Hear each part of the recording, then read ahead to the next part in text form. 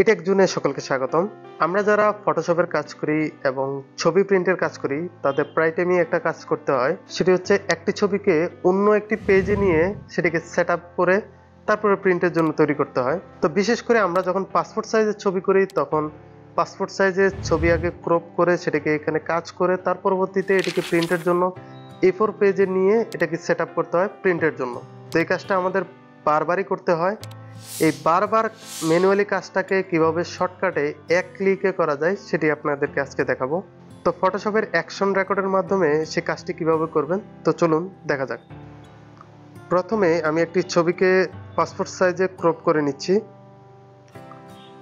যেহেতু আমার ছবিটি ব্যাকগ্রাউন্ড হোয়াইট, তাই এটিকে আমি একটি স্ট্রোক কালার দিয়ে নিচ্ছি।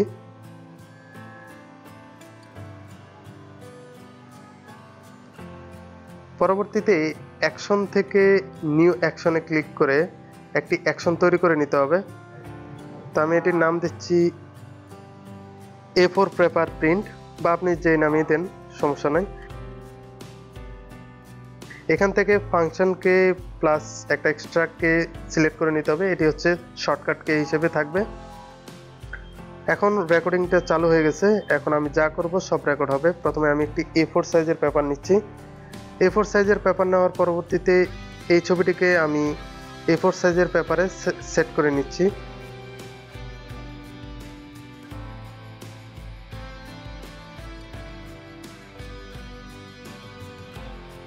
তো প্রথমবার এটাকে সুন্দর করে সেট করে নিতে হবে, যাতে পরবর্তীতে প্রত্যেকবার অটোমেটিকলি এটি সুন্দরভাবে সেট হয়। একটি A4 সাইজে 20টি পাসপোর্ট সাইজের ছবি হয়। তো আমি 20টি এখানে সেট করে নিচ্ছি।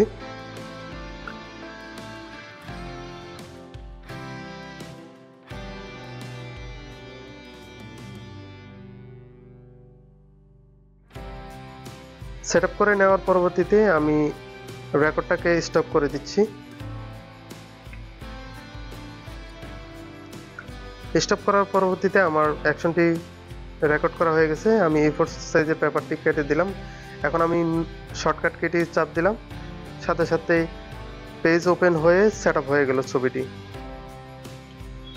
ঠিক একইভাবে আমি এটিকে 4Rএও সেট করে নিচ্ছি আপনাদের শেখার সুবিধার্থে।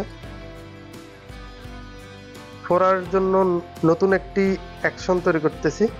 তবে নতুন করে যদি কোনো কিছু তৈরি করতে হয়, একটি সেট তৈরি করে নিলে সবচেয়ে ভালো হয়। তা আমি আগেরটাতে সেট তৈরি করি নাই, যেহেতু আমার এখানে সেট তৈরি করা ছিল, তো আমি একটি নতুন সেট তৈরি করে দেখাচ্ছি। এখানে 4R with passport size picture. তো এখান থেকে আমি নিউ একটি অ্যাকশন তৈরি করে নিচ্ছি।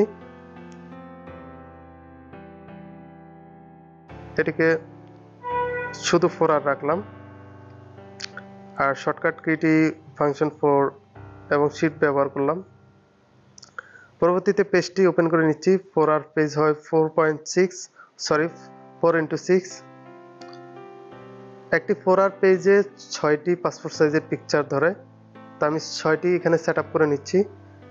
এবং প্রথমবার যখন সেট করে নেবেন তখন সুন্দর করে সেট করে নেবেন, যাতে পরবর্তীতে যখন অটোমেটিকলি সেট করা হবে যেন সুন্দরভাবে হয়।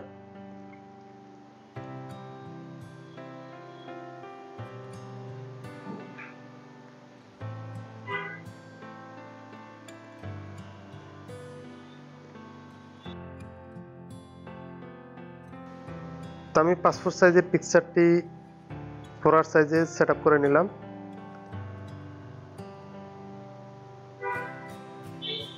এখন রেকর্ডটাকে স্টপ করে দিচ্ছি। স্টপ করে দেওয়ার পরবর্তীতে এটি আমার শর্টকাট কিতে সেট হয়ে গেছে।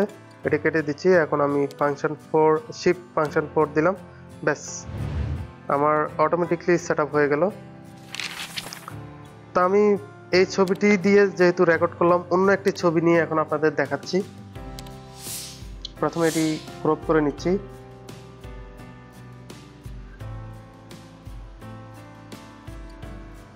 ওকে, এটিও স্ট্রোক কালার দিয়ে নিচ্ছি, যেহেতু ব্যাকগ্রাউন্ড হোয়াইট। আমি সবসময় আমার কাটার সুবিধার্থে ব্যাকগ্রাউন্ড স্ট্রোক কালার দিয়ে থাকি। আপনি চাইলে দিতে পারেন, নাও দিতে পারেন। এখন ফাংশন 3 চাপলাম, A4 সাইজের সেট হয়ে গেল। এবং ফাংশন 4 দিলাম, 4 8 সাইজে সেট আপ হয়ে গেল। তো এই ছিল আজকের মতো, সকলকে ধন্যবাদ ভিডিওটি দেখার জন্য।